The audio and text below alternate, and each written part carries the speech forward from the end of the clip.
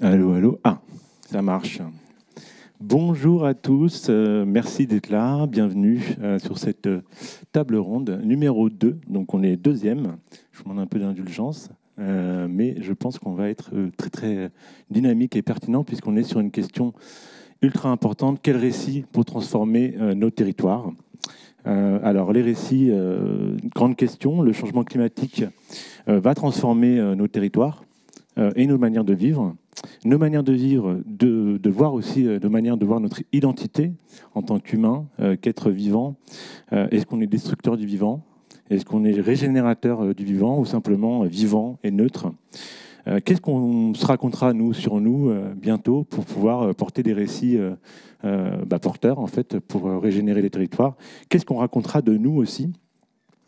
Donc le changement climatique, il va transformer aussi certains territoires et certains quartiers qui deviendront de moins en moins vivables, notamment les quartiers en banlieue, on sait.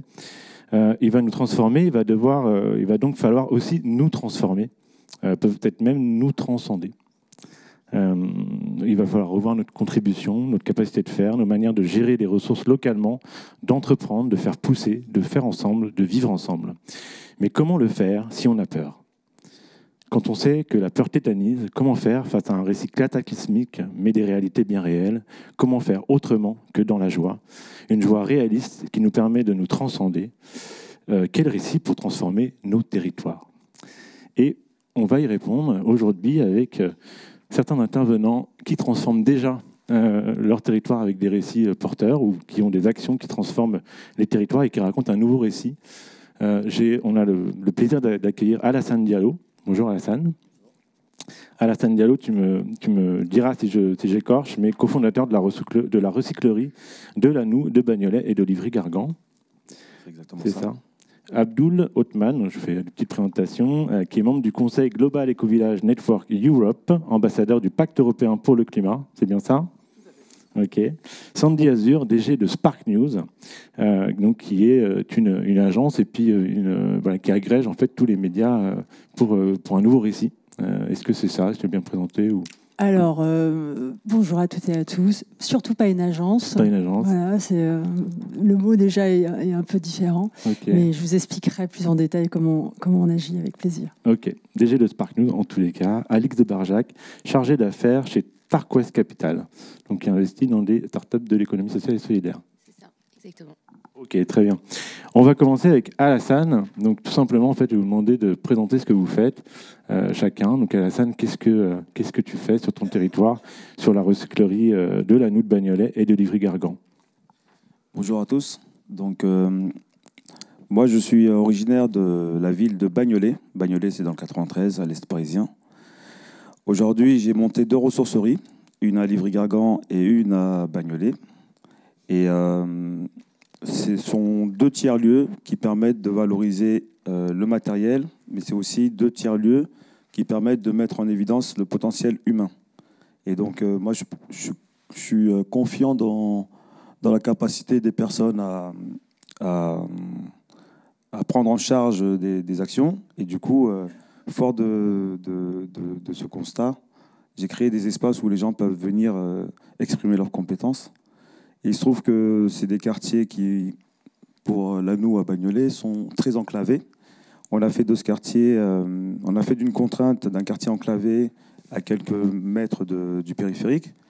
On en a fait un avantage où il fait bon vivre aujourd'hui, où les gens se connaissent et qu'il y a un tissu social très très fort. À partir du réemploi, on a fait la démonstration que le réemploi peut être une solution apportée à des problématiques du quotidien. Donc la liste, elle ne sera pas exhaustive, mais on a mis en place dans un tiers-lieu comme ça, on appelle ça la cour carrée. C'est un parc qu'on a aménagé avec des containers qui sont 100% récupérés. Et du coup, on invite les gens à venir apprendre à faire l'autoréparation. De temps en temps, on y fait une ludothèque itinérante avec, comme vous pouvez voir sur l'image, des jeux qui sont fabriqués à partir de réemploi. On a également mis en place la boîte à rythme qui n'apparaît pas ici. La boîte à rythme, c'est 2 containers qu'on a mis côte à côte et dans lesquels on peut trouver une batterie, une guitare et un piano. Et en fait, depuis 2 ans, il y a pas moins de 70 gamins qui ont été initiés à ça. Et grâce à ça, on a pu leur faire découvrir la musique et certains se sont inscrits carrément au conservatoire. Donc, je ne vais peut-être pas tout citer, mais pour vous dire qu'à chaque fois, on fait le constat d'un besoin ou d'une envie des habitants et à partir de ce constat et de cette envie des habitants, on met en place des actions qui sont impactantes. Qu'est-ce que ça change dans le quartier? Qu'est-ce que vous cherchez à transformer, en fait, à changer dans le quartier, vous? Ce que ça change beaucoup dans le quartier, c'est que contrairement à certaines grandes villes comme celle de Paris, où il y a une forme d'anonymat, on peut habiter le même quartier mais ne jamais se connaître, ne jamais se parler. Ça change que les générations se côtoient, échangent entre elles. Et c'est un quartier avec une forte diversité culturelle parce que les gens sont issus des quatre coins du monde. Quand on crée des espaces comme ça, en fait, on se rend compte que la richesse humaine, elle s'exprime. Et en fait, je pense que c'est surtout ça qu'on crée. Et on casse la relation métro-boulot-dodo pour beaucoup de personnes. Et c'est répétitif. Et toute une vie, faire ça sans connaître les gens qui nous entourent, c'est quelque chose que nous, on a souhaité casser. Et en fait, la crise Covid, elle a donné de l'ampleur à nos actions parce que les gens se sont vraiment rendus compte que localement, en fait, il y avait une possibilité d'exister et d'être utile aux autres. Et ce sentiment d'appartenir à un territoire sur lequel on vient apporter sa contribution, je pense que c'est quelque chose qui renforce les liens et les gens se sentent exister. La notion d'existence. Et très rarement, en fait, on demande aux gens qu'est-ce qu'ils savent faire, mis à part au boulot. Et donc, nous, on s'est rendu compte que dans le quartier, finalement, les problématiques qu'on rencontrait, il suffisait de questionner les habitants localement pour se rendre compte que finalement, la réponse était toute proche, mais il fallait un espace qui le permette. Et donc, à Livry-Gargan comme à Bagnolet, on s'est rendu compte que c'était pas qu'une question d'argent, mais c'était une question de considération, de respect qu'on donne aux personnes. Donc, ce que moi je démontre en faisant ça, c'est de dire comment aider les gens à s'approprier un espace et comment aider les gens à exprimer leur potentiel. Et pour moi, un quartier, c'est carrément une ressourcerie à ciel ouvert. C'est une ressourcerie tant d'un point de vue matériel que d'un point de vue humain. Et donc, aujourd'hui, je suis très fier de pouvoir le dire et que ça puisse faire cas d'école dans certains endroits. Ce serait mon souhait. Qu'est-ce que les habitants entendent, pensent quand on parle de transition écologique? Est-ce que ça leur parle ou est-ce que la ressourcerie, elle est beaucoup plus concrète finalement que des grands discours dans la transition écologique? Alors, les habitants ne parlent pas toujours sur ce terme de transition écologique, même si nous, on la qualifie comme ça. Il y a plein d'actions qui sont menées, qui vont dans le sens de la transition écologique, et pour autant, c'est pas toujours valorisé à sa juste valeur. Et moi, je me suis rendu compte, de par ma fonction de directeur de centre social et culturel sur ce territoire, que les pratiques des habitants de ce quartier, souvent quand ils étaient commentés par certains médias, on avait tendance à les qualifier de débrouillardise. Et quand ces mêmes pratiques d'autoréparation de vélo ou de jardin partagé ou de upcycling se faisaient de l'autre côté du périph', bizarrement dans l'imaginaire ou dans le récit des journalistes, c'était qualifié comme quelque chose d'éco-responsable, très sexy, qui n'avait rien de différent de ce que nous on peut faire sur ce même territoire. Donc je trouve que le fait de raconter les choses, d'une certaine manière, a tendance on dit que les mots sont performatifs, a tendance à figer et faire en sorte que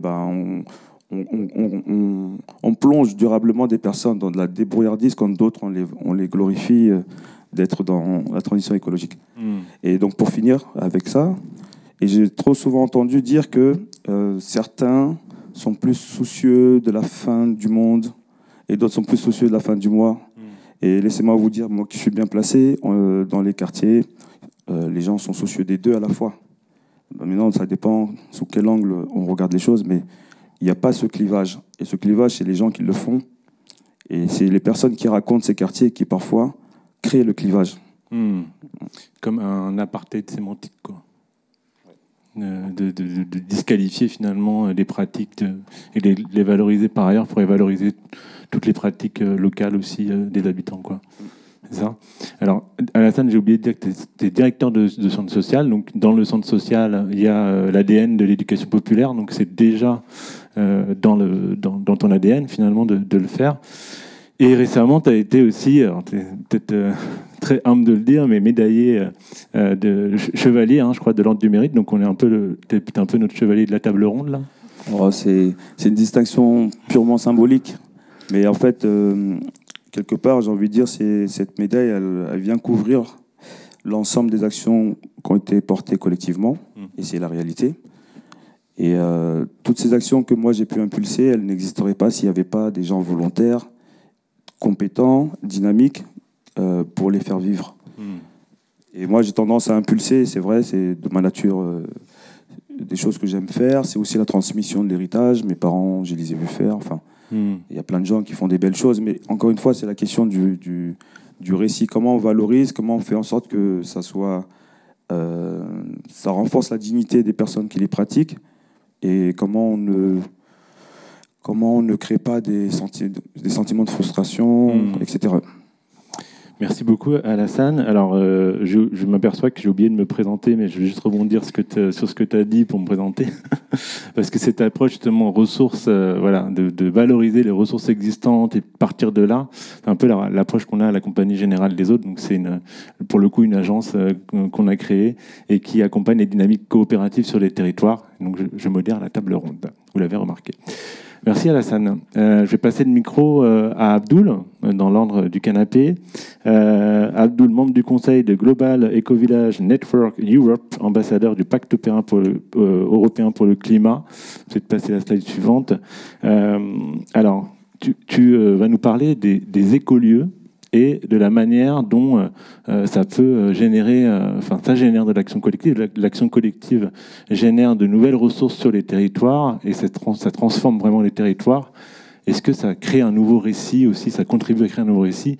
Quel est le risque aussi, finalement, sur les territoires? C'est pas si évident que ça de créer des écolieux sur les territoires. Je te laisse présenter ton initiative. Oui, je vais présenter peut-être aussi le pacte climat. Donc, c'est une initiative de l'Union européenne qui invite des individus, des organisations qui s'engagent pour le climat de par leurs actions et qui les met en réseau pour qu'elles puissent collaborer, pour qu'elles puissent être invitées, notamment aujourd'hui via le climat, via le festival Anticipation. Donc, c'est ça le pacte climatique. Et les éco-villages, alors en France, vous avez peut-être entendu parler des Oasis. Il y a la coopérative Oasis, notamment le festival Oasis, une magnifique initiative. Et c'est simplement vivre ensemble, vivre collectivement. C'est peut-être un quartier populaire, mais en ruralité en général. Ça peut être dans plein d'autres endroits.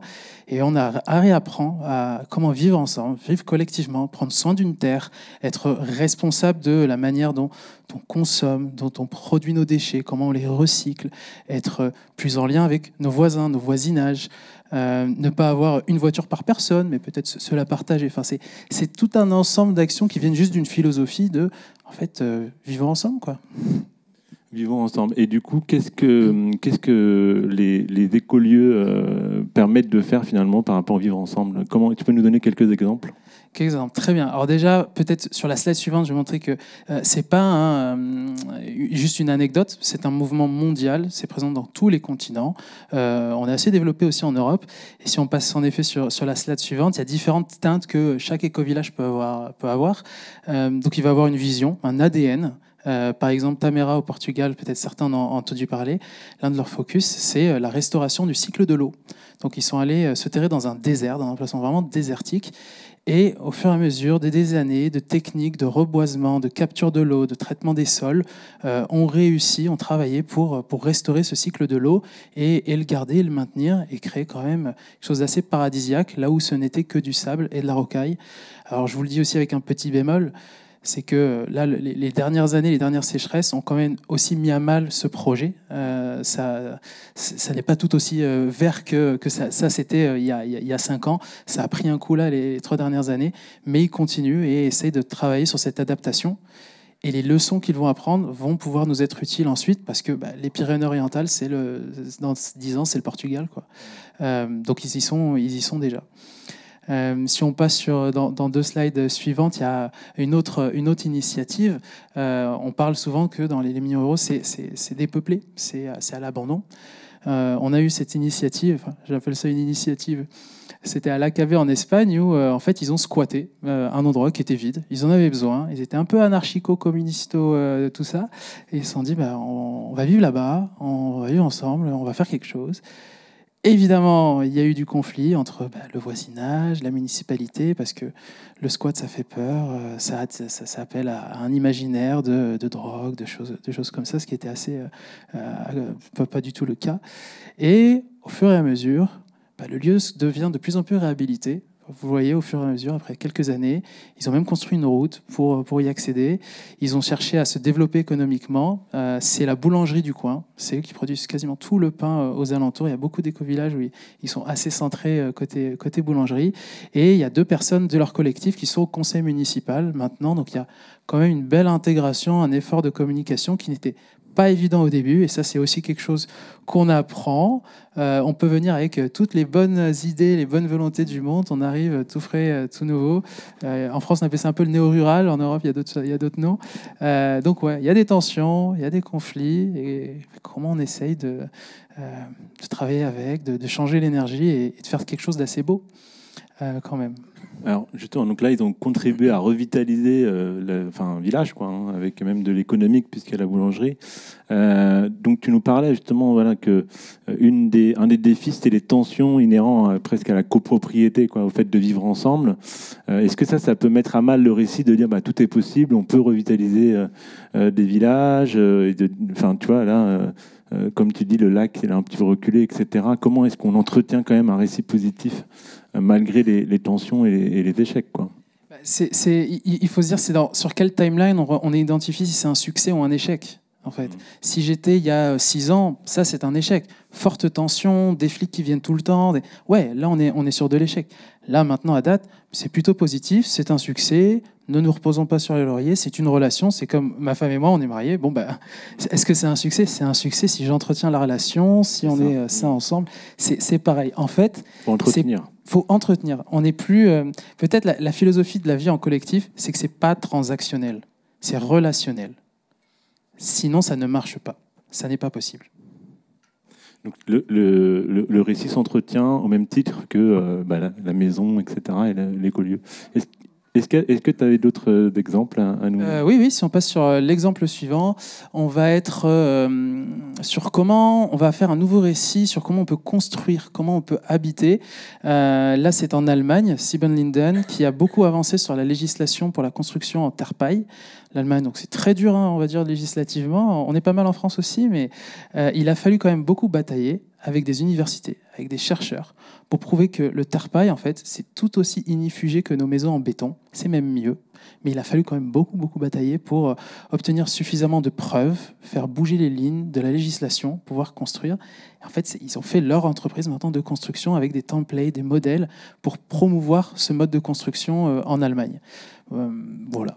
Peut-être un autre exemple avant de conclure, encore dans une slide, c'est peut-être sur un des effets aussi de la crise climatique, ça va être les réfugiés. Il va y en avoir plus que ce qu'on en a maintenant, des réfugiés climatiques dans des zones qui ne seront invivables par la température, le manque d'eau, peut-être les deux, et d'autres conflits.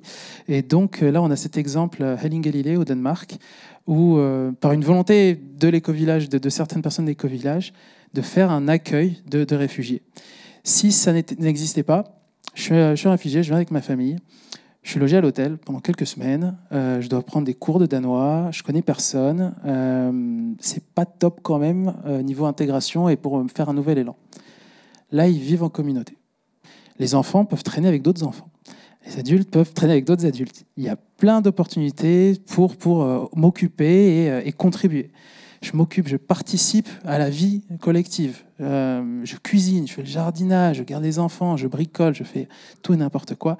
Et ça donne une belle passerelle pour l'inclusion, pour l'intégration. Et moi, je trouve ça top, quoi. Ça change aussi le récit qu'on se fait dans notre tête des autres. Oui, beaucoup, parce que là, l'étranger, le réfugié, ce n'est pas une personne théorique avec une... Je vais apprendre à connaître cette personne, elle va apprendre à me connaître. Et on va partager sur notre culture. Et vous voyez, tous les exemples que je donne, ça ne veut pas dire que tous les écolieux le font. C'est juste... Chacun a son propre ADN. Il y en a qui auront cette appétence pour le multiculturalisme, pour tendre la main à quelqu'un dans le besoin. Il y en a d'autres qui vont être plutôt pratiques, révolutionner comment on habite, comment on consomme. Et c'est très bien. Chacun trouve comment exprimer du coup sa volonté, sa passion. Et on changera le monde petit à petit comme ça. Okay. Oui, donc là, c'est hyper intéressant. Donc, on va passer la parole à Sandy. Là, on a vu qu'il y avait du récit global, en fait, de dire, voilà, on peut changer notre manière de concevoir notre territoire. Et puis, il y a du microscopique dans le récit. J'ai l'impression, on reviendra peut-être là-dessus, mais changer dans la tête la représentation qu'ont les gens des autres, des réfugiés, etc. Donc, il faut qu'on prenne du micro, du macro, et on va prendre un peu de hauteur, parce qu'on va aller sur Spark News. Alors, ce n'est pas une agence. Spark News, qu'est-ce que c'est? Est-ce que tu peux nous le présenter? Alors, il n'y a pas de slide, hein, je crois. Okay. Allez, pas de slide. Non, bonjour à toutes et à tous. Oui, je taquinais Rudy sur le mot agence. En quelques secondes, Spark News est un ovni. Voilà, donc c'est pas une agence. On n'a pas trouvé de mots en fait pour se qualifier. C'est un des acteurs pionniers dans l'univers de l'impact positif, puisque Christian de Boisredon, qui a fondé Spark News, c'était il y a 12 ans. Et à l'époque, peu nombreuses étaient les personnes qui portaient l'impact positif. Il faut imaginer qu'ils étaient même assez seuls. Donc tant mieux, on est de plus en plus nombreux. Ça, c'est une très très bonne nouvelle. Spark News, et c'était super d'écouter Abdoul et Alassane, c'est la mission qu'on s'est donnée justement, c'est de faire émerger dans la société tout entière de nouveaux récits. Le constat concernant la transition écologique et sociale, je ne sais même plus si le mot transition est adapté, c'est quand même un peu long, notre transition, et voilà. Et c'est pour ça qu'on parle de plus en plus de bascule, parce qu'on sent tous qu'il y a une nécessité à accélérer. Mais on a constaté que les freins sont éminemment culturels. Nous ne croyons pas ce que nous savons. J'emprunte ces mots à Jean-Pierre Dupuis. Et je trouve que cette phrase porte en elle l'essence même du problème. Donc, on a les infos, on a la connaissance, et pourtant, on ne se met pas collectivement en mouvement. Et donc, il s'agit d'opérer une transformation culturelle très profonde dans notre façon de penser, dans notre façon d'agir et dans notre façon d'interagir. Et il s'agit même d'une bataille culturelle. La voix qui l'explique de façon éminemment claire, c'est Cyril Dion. Donc je vous invite à l'écouter encore et encore, notamment tous les mercredis sur France Inter, fin de la pause. Mais, en fait, il s'agit d'une bataille culturelle parce qu'on est tous pris individuellement et collectivement dans un récit dominant. Voilà, alors le mot récit, on va y revenir, qu'est-ce que ça veut dire, hein, parce que je pense que ça vaut le coup de faire une aparté. Ce récit dominant, c'est quoi? Certains d'entre nous le nommeront capitalisme, néolibéral, ultra-financiarisé, post-réganien, enfin voilà. D'autres l'appelleront autrement. Ce qui est sûr, c'est que fondamentalement, il se caractérise par un point de départ qui est la séparation entre l'homme et la nature, entre les humains et les non-humains, et ça nous autorise, depuis le départ, à exploiter, surexploiter et donc détruire. Voilà, c'est ça le point de départ. Et ensuite, ça prend plein de formes, et ce récit dominant, il est là, il porte en lui l'individualisme, le matérialisme, etc. Et plein de trucs en isme. Voilà. On entend de plus en plus le mot récit partout, dans les bouches de nombreux d'entre nous déjà, et aussi dans la bouche des politiques, dans la bouche des économistes, évidemment des militants, etc. C'est parce qu'il y a un énorme appel, il y a une nécessité, et pour combler un vide, hein, et c'est un vide qui est à la fois politique, idéologique, philosophique. Donc voilà, donc d'un seul coup, les récits nous appellent, et on veut en faire émerger effectivement de nouveaux. On est convaincu qu'il n'y en a pas un seul d'alternative qui viendrait remplacer le récit dominant. En tout cas, nous, on ne le tient pas. Et je ne crois pas que quiconque ne le tienne aujourd'hui. C'est quoi une société décarbonée, par exemple? On ne sait même pas. On a plein de choses à inventer. Donc, il faut faire émerger des nouveaux récits de toutes parts dans la société. Ça, c'est vraiment notre conviction. On œuvre pour cela. Et une première façon d'œuvrer, eh bien, c'est de mettre en lumière des initiatives, des actions et des projets, comme ce que vous venez de nous porter là à l'instant, Alassane et Abdoul, non pas comme des bonnes petites idées, et encore moins de la débrouillardise, pour reprendre les termes que tu utilisais, mais bien comme les graines et les gènes d'un nouveau récit. Et ce que vous avez décrit là, en quoi c'est porteur d'un nouveau récit? Vous avez tous les deux parlé d'une société de liens. Voilà, si je devais finalement résumer le récit qui émerge au travers de quel que soit finalement le centre de gravité de l'écolieu, etc. Mais ce que vous avez décrit, c'est une société de liens. Et ça, c'est un nouveau récit. Donc après, on peut y plugger évidemment beaucoup de choses. Illustrer une société de liens, par exemple. Donc, te donner la parole à plus d'acteurs dans les médias. Mais c'est déjà, un, que les médias en parlent, et deux, qu'ils en parlent bien. C'est ça le sujet. Donc, en parler comme la bonne petite idée des brouillards, effectivement, d'un super collectif, c'est une erreur. Voilà. En parler ponctuellement, c'est une erreur. En parler mal, c'est pas porteur d'un nouveau récit. Alors que si l'on explique à quel enjeu ça correspond et surtout ce que cela porte et l'énorme appel positif qui est vraiment intégré dans une telle initiative, dans un tel projet, on se rend compte que ça peut donner d'autres idées, tout simplement. Et ça peut être vecteur, d'espoir, c'est quand même pas mal, on en a besoin, de confiance et de courage, oui, c'est possible, d'autres le font. Et ça peut évidemment essaimer. Et puis ça peut aussi interpeller les décideurs, décideurs politiques, économiques, etc. Donc nous, notre job chez Spark News, la façon avec laquelle on va chercher à faire émerger des nouveaux récits à partir de cette réalité, c'est par exemple d'accompagner les médias, d'où le news de Spark News, donc les journalistes, sur le fait d'identifier ces solutions, ces pratiques, et de savoir en parler en les mettant justement en lien avec des vrais sujets systémiques. Exemple, on fait bosser les 52 titres de la presse quotidienne régionale, donc la PQR, qui par nature s'adresse à un territoire différent de l'autre territoire. Local, voilà. Mais finalement, ils ont un rôle d'une puissance hors du commun vis-à-vis des citoyens parce qu'ils sont crus. Il y a vraiment une relation de confiance avec ces médias de proximité, parce qu'ils ont justement une relation de proximité avec le territoire. On peut vérifier, quoi. Oui, et on peut voir, c'est à notre portée. On ne parle pas d'un truc qui se passe ailleurs. Et donc, on fait bosser tous les journalistes de la PQR ensemble pour se pencher sur les enjeux de la transition écologique et sociale et les embrasser pleinement 2 fois par an. C'est-à-dire, ils le font déjà et certains très bien, d'autres le font moins bien.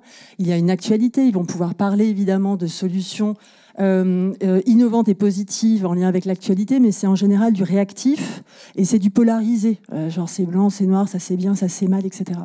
Alors qu'en fait, on peut décrire aux citoyens un ensemble de solutions sur le territoire en lien avec l'agriculture, en lien avec l'alimentation, la mobilité, enfin tous les secteurs de vie. Et ça, donc, on les fait bosser ensemble, on identifie des sujets avec eux, on l'ouvre le champ des sujets, ils s'échangent des sujets. Donc ça, c'est de la coopération entre journalistes, comme si on faisait un peu des positive papers. Et à 2 reprises dans l'année, on édite, grâce à eux, ils éditent un supplément qui ne parle que de la transition écologique et sociale à l'échelle des territoires.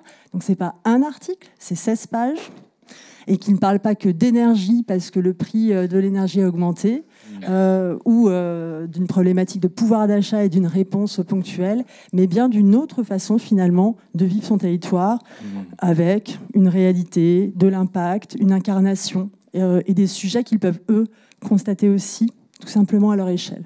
Avant de passer la parole à Alix, j'ai une petite dernière question sur le lien avec les journalistes. Leur boulot, en fait, c'est normalement de retranscrire, d'identifier, etc. C'est quoi le principal frein que tu peux identifier à Spark News qui fait que les journalistes ne parlent pas des solutions Il y a 3 trucs, et puis c'est une transformation culturelle de la société. Eux-mêmes ont besoin de se transformer dans leur pratique, on est tous concernés. Mais le premier truc, d'abord, c'est qu'ils ne sont pas formés pour ça, et le monde est de plus en plus complexe, et l'accès aux données scientifiques n'est pas évident.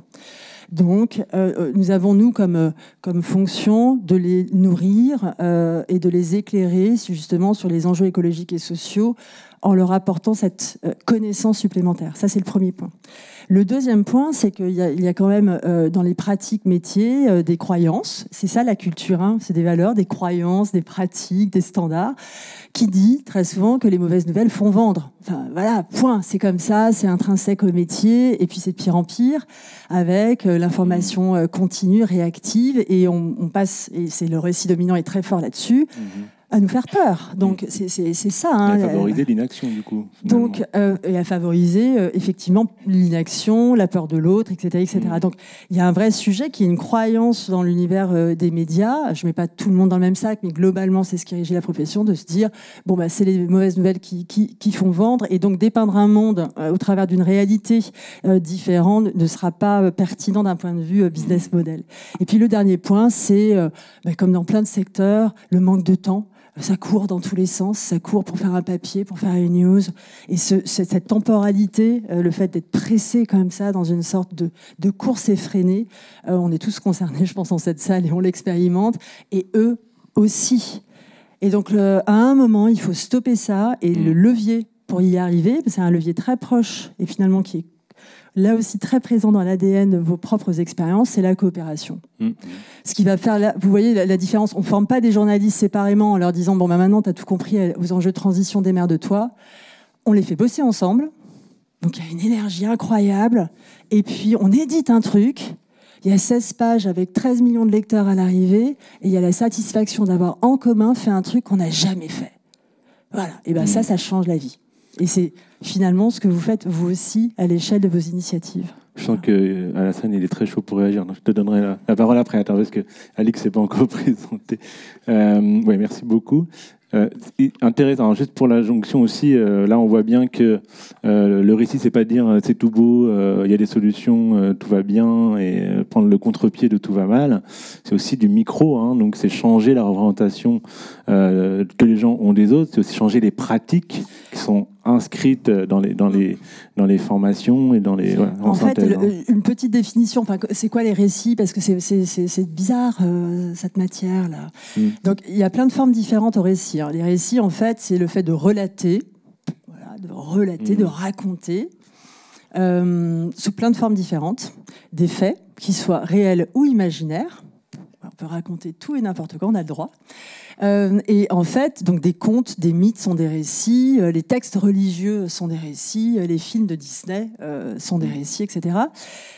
Ils charrient à l'intérieur d'eux-mêmes, ces récits, des valeurs, des croyances, des référentiels, ce qui est bon, ce qui est mauvais, à quoi ça sert, etc. Ce qu'il faut faire, ce qu'il ne faut pas faire, des pratiques, un langage.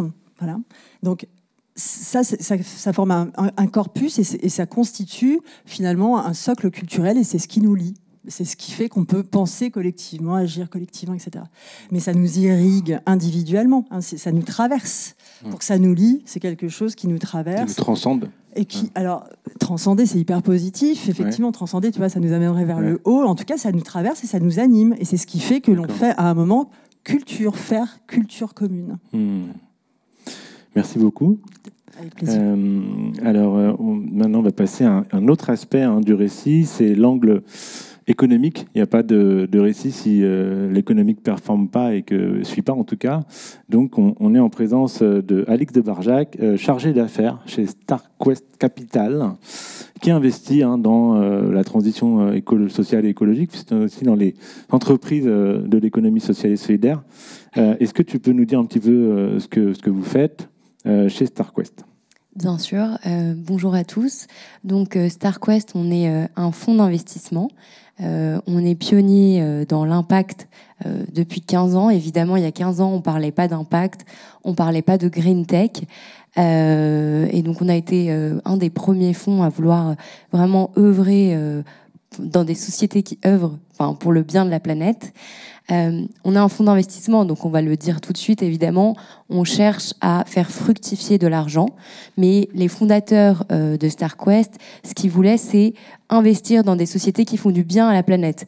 Comment ils l'ont fait? Ils ont fait une corrélation finalement entre la performance financière et la performance environnementale des sociétés dans lesquelles on investissait. Comment ça se matérialise? On a choisi d'investir dans des sociétés qui soit œuvrent pour la protection des ressources, soit des sociétés qui vont lutter contre le réchauffement climatique. Ce qu'on veut dire par là, c'est-à-dire que le modèle et l'activité intrinsèque des sociétés dans lesquelles on investisse doivent soit lutter contre le réchauffement climatique, soit protéger contre l'épuisement des ressources. Il y a énormément de sujets, évidemment, l'économie circulaire, les déchets, l'énergie verte, etc. Mais ça, c'est le point central. Et dans ce contexte, du coup, les récits, pour nous, ils sont primordiaux, puisque les récits, c'est la manière dont ces sociétés vont être en capacité d'embarquer leurs clients. Et finalement, lorsque les sociétés arrivent à embarquer leurs clients, elles arrivent à, du coup, croître et à avoir donc évidemment à prospérer, mais à avoir un impact environnemental plus significatif. Et c'est là où nous, on se rend compte que le récit, et si je fais le parallèle dans notre métier, ce qu'on appelle le récit, ça va être la capacité de la société à décrire sa proposition de valeur. Et donc, qu'est-ce qu'elle peut offrir à ses clients, quel est l'atout de ce qu'elle vend, mais également sa communication, donc comment elle s'adresse, sur quel ton, quel message elle délivre, et puis tout ce qui est marketing, sous quel format, est-ce que ça va être des spots publicitaires, est-ce que ça va être sur les réseaux sociaux. Ces trois sujets, ils vont être vraiment clés dans la réussite de la société. Et du coup, nous, c'est des sujets qu'on regarde beaucoup et qu'on travaille énormément avec les sociétés. Et du coup, au travers de notre financement, on essaye d'accompagner les sociétés à croître et avoir un impact le plus significatif possible sur les territoires. En sachant que, je ne l'ai pas mentionné, mais on investit exclusivement en France et en particulier en région. Si on peut voir la slide d'après, mais j'avais mis quelques exemples là de certaines des sociétés dans lesquelles on a investi. Si je prends par exemple la société Phoenix qu'on voit là, Phoenix, c'est une société qui va aider tout type de magasins à revaloriser leurs invendus. Donc ça a deux buts, un but environnemental, évidemment, de lutter contre des déchets de choses qu'on peut encore consommer, mais aussi un but social, puisque en revalorisant des invendus, ils seront moins chers et donc accessibles à plus de monde. Phoenix, il y avait un vrai enjeu sur le récit, parce que si on repart un peu basiquement, ce qu'ils font, c'est vendre des choses qui sont proches de la date de péremption et qui vont quasiment finir à la poubelle. Et donc, finalement, leur capacité à délivrer un message un peu sexy aux clients, de venir acheter ce panier parce que ça évitera les déchets et ce sera un panier qui sera moins cher et c'est toujours aussi bon, finalement, leur capacité à faire ce récit et à engager les clients, c'était un vrai enjeu. Mais cet exemple est aussi vrai avec toutes les sociétés que vous voyez là. EFI, je ne sais pas si vous les connaissez, c'est une société qui accompagne les clients dans la rénovation énergétique. Eux, un de leurs sujets clés, c'était de se faire connaître, et ils ont utilisé pour ça la publicité. Et donc, on a vu, on a vu pas mal de spots publicitaires. Ils ont utilisé une fée pour essayer de démocratiser ce message et le rendre le plus lisible possible par tout le monde, mais c'est des vrais enjeux de à qui on s'adresse, comment on s'adresse et quel message on veut délivrer. Et finalement, nous, les sociétés dans lesquelles on investit, leur objectif, c'est à leur échelle de faire évoluer les comportements, les modes de vie et parfois décarboner l'industrie, on en parlait tout à l'heure. Et donc, comment elles vont réussir ça en essayant de toucher un nombre de clients le plus important possible et un territoire le plus significatif possible. Ok, c'est top. J'ai l'impression qu'on est la dream team des récits. Là. On a tout ce qu'il faut autour de la table pour faire changer les récits, aussi bien parce qu'il y a plein de petites fourmis en fait qui sont dans les territoires et qui changent le récit au fur et à mesure. quand vous investissez dans une entreprise sociale pour qu'elle puisse faire un maximum d'impact, vous l'accompagnez dans sa communication ou enfin, le marketing, vous le regardez attentivement. Bon, là, on réconcilie marketing et récit positif. Ouais. C'est quand même assez...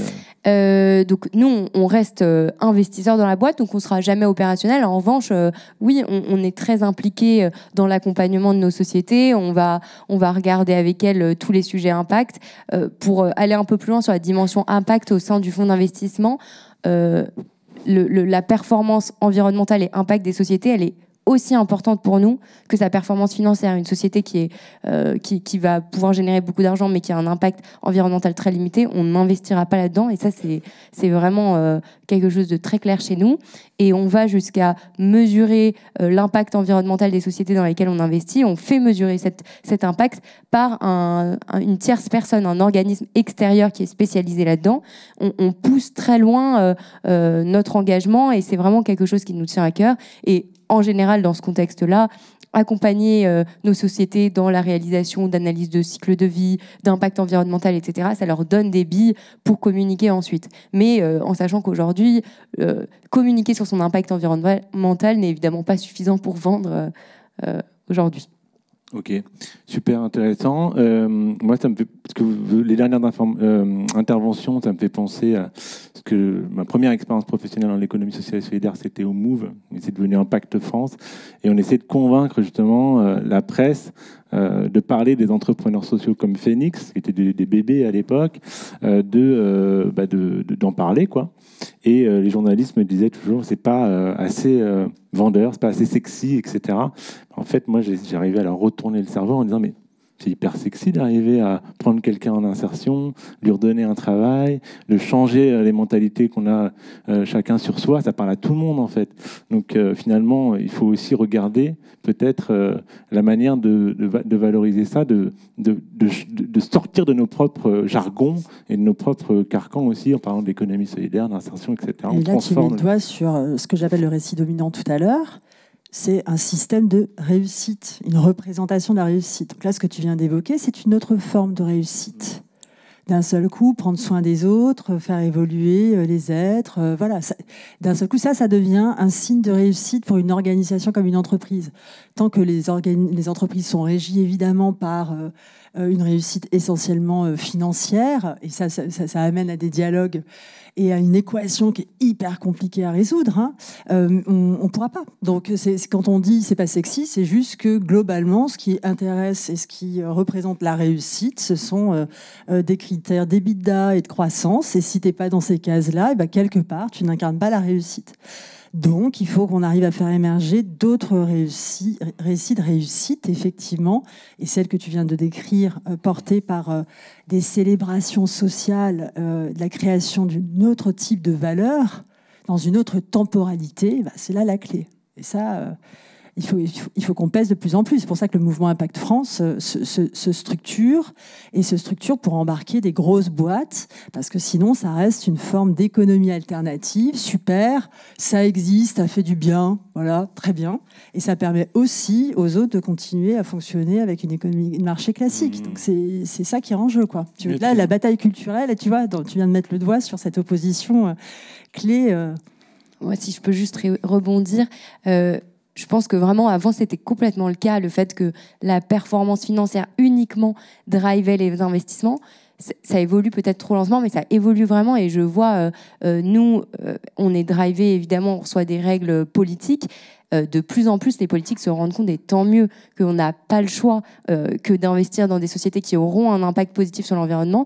Et de plus en plus, on trouve des équations pour intégrer le KPI impact, même si ça ne peut pas être l'unique KPI pour l'instant avec le système actuel, mais on sent quand même que les choses, elles évoluent. Les choses, Alix, c'est sûr, elles bougent et elles avancent. C'est juste qu'à un moment, il y a des injonctions contradictoires qui font qu'on ne bascule pas vers un changement de société qui sera vraiment capable de vivre dans le respect des limites planétaires et dans la justice sociale. Donc, il y a la grenouille bouillie, je ne sais pas si vous connaissez tous cette histoire-là. Voilà. Donc, très, très bien, on développe plein d'indicateurs. Évidemment, la CSRD, tout ça, il y a des dynamiques structurantes, y compris en finance, et pas que finance à impact. Mais globalement, on fait coexister de nouveaux critères aux côtés des précédents. Il n'y a pas de changement. Donc, on essaye de concilier profitabilité et durabilité. Bon, à un moment, et on en voit tous les jours, on accompagne des entreprises, on fait émerger des récits d'entreprises, on fait émerger les récits de transformation d'entreprises, et on touche au business model. Il n'y a pas à tortiller. On ne peut pas, à un moment, être une entreprise qui choisit de contribuer, et non pas juste de faire moins pire, mais de contribuer vraiment à la transition écologique et sociale, sans se dire qu'on transforme vraiment les business models. Et ça, sur des acteurs qui pèsent lourd, c'est pas évident. Oui, Donc, oui. ça, c'est sûr. Sur les gros acteurs qui pèsent lourd, si on pense à Total, c'est... Un énergéticien, on en aura toujours besoin. Et effectivement, il y a de la transfo, mais des acteurs lourds, il y en a de partout. Et à l'échelle des territoires, il y en a plein de tailles différentes. Mais fondamentalement, à quoi sert l'entreprise?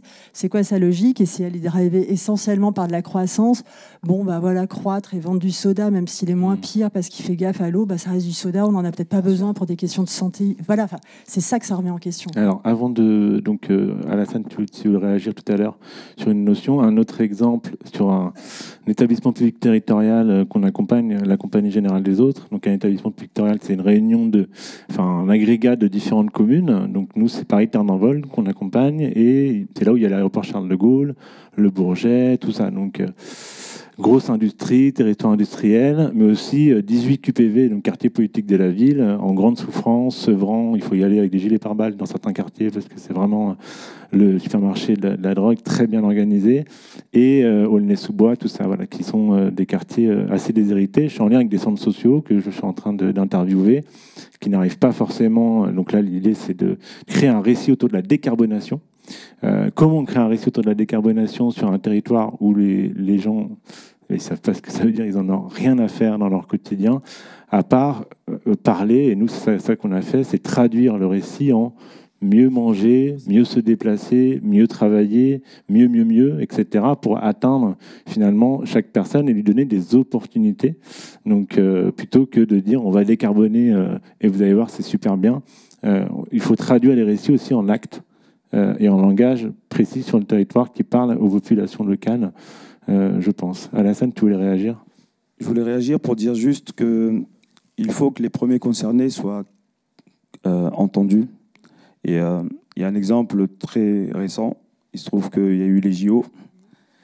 Dans les quartiers, on est très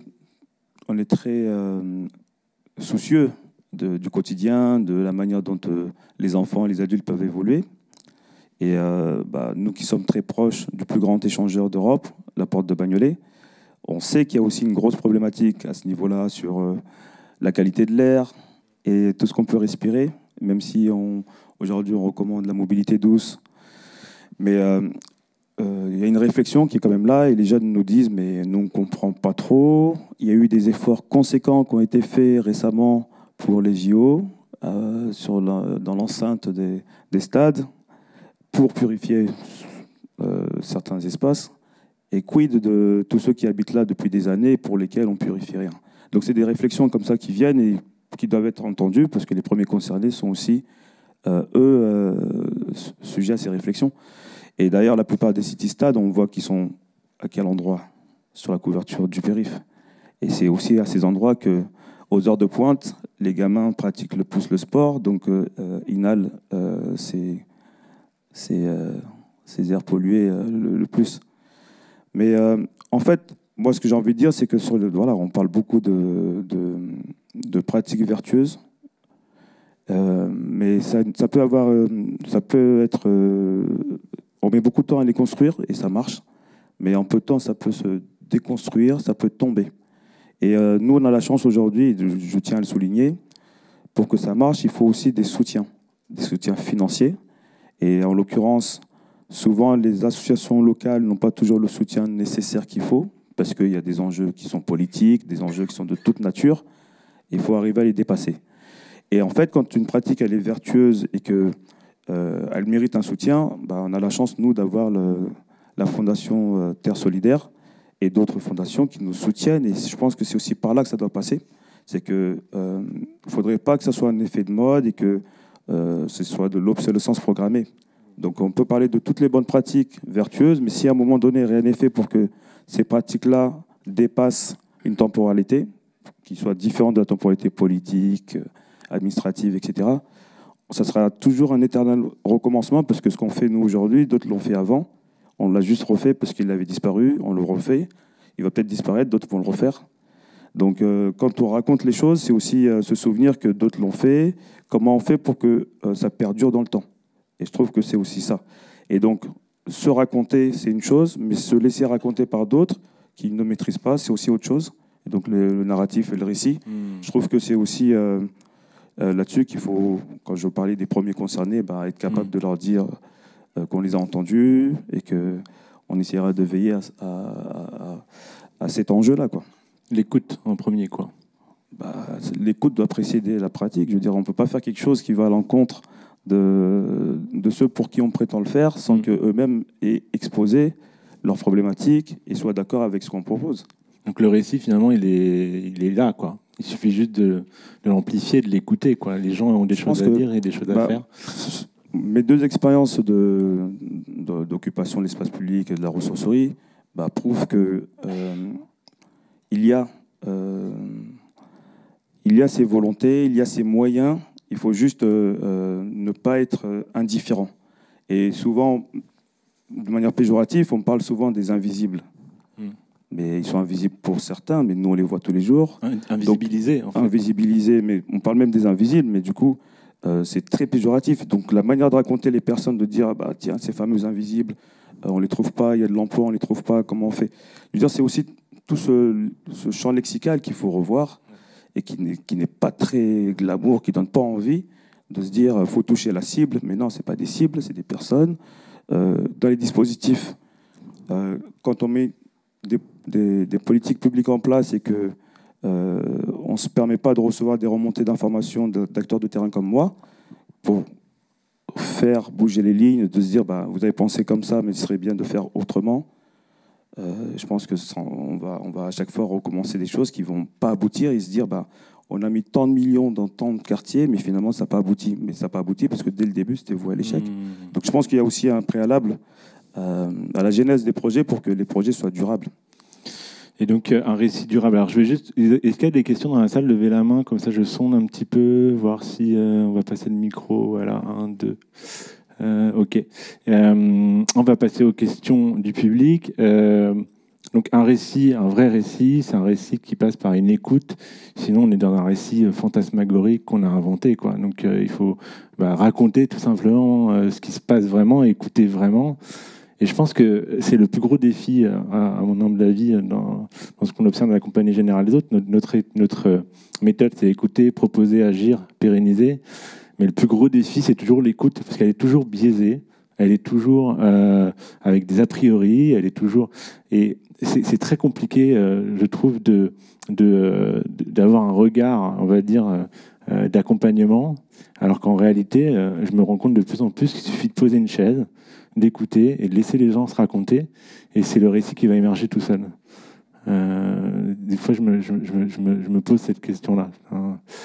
Alors, c'est une question en suspens, parce qu'il y a les questions du public aussi.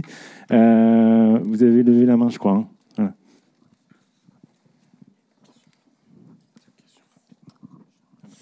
Oui, bonjour. C'est une question pour Alassane. J'aimerais faire en fait le lien avec la table ronde précédente qui était sur la responsabilité territoriale des entreprises, qui était très intéressante. Et on a parlé... j'ai entendu des choses sur l'implication d'entreprises sur le territoire.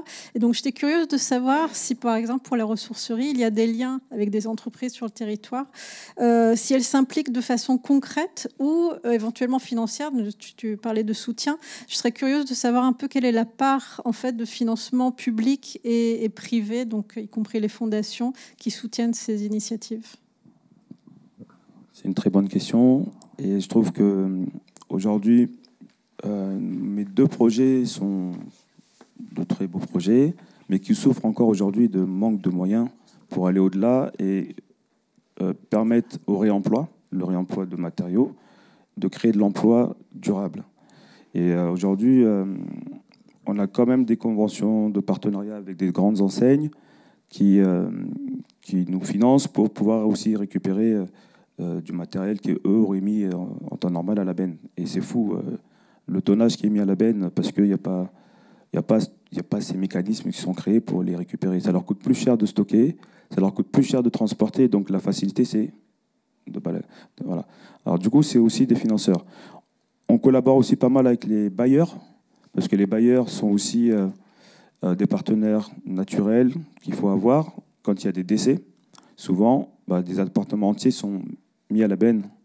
Donc c'est aussi ce genre de prestations que notre structure propose pour récupérer des choses qui sont encore de valeur et les reproposer à d'autres qui les récupèrent, et du coup, on est rémunéré pour ça.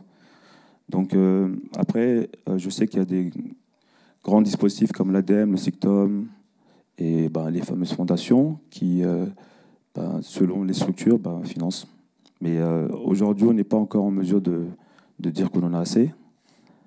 Mais je pense que c'est dans l'air du temps, et c'est aussi comme ça qu'on crée des gestes éco-responsables, et les bénéficiaires font évoluer leurs pratiques et leur consommation, et les donateurs également. Et il y a beaucoup de particuliers qui viennent et qui finalement sont contents de trouver ça. Et du coup, je pense que plus il y aura de lieux comme ça, plus il y aura de prise de conscience de comment faire, et ainsi de suite. Il y a des collaborations.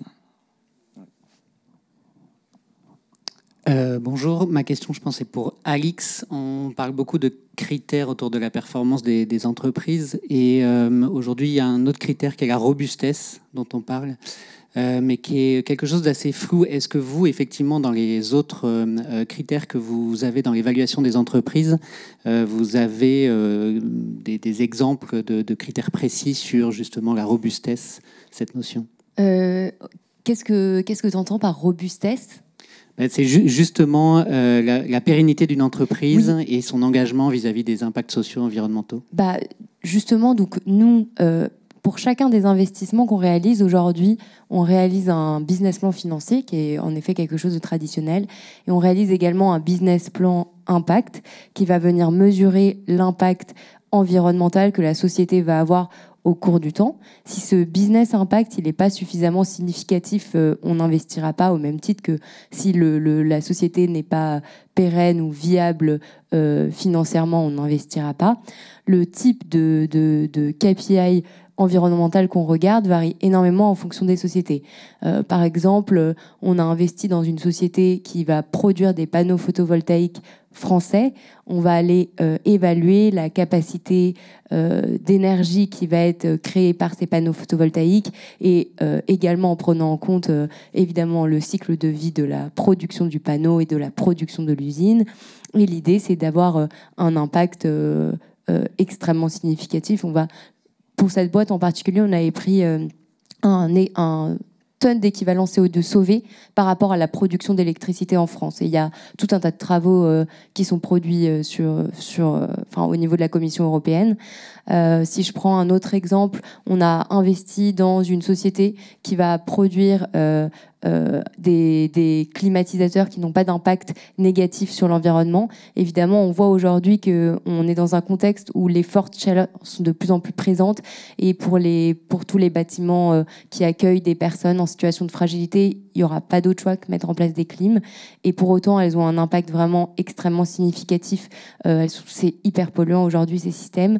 Le climatiseur là, qui a été développé par cette société ne rejette aucun gaz dans l'atmosphère. Là, typiquement, on va aller mesurer l'impact environnemental économisé par rapport à un climatisateur traditionnel, en sachant qu'ils vont cibler cette société, ils vont cibler les hôpitaux, les maisons de retraite, les écoles, dans lesquelles, dans tous les cas, on aurait mis un système de climatisation.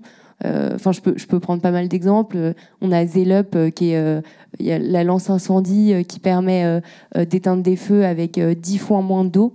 Là, on est allé mesurer la quantité d'eau qui avait été économisée par l'utilisation de cette lance, qui est, je crois, 5 fois plus puissante qu'une lance traditionnelle, parce qu'elle étouffe le feu, parce que par le mécanisme de goutte. Voilà.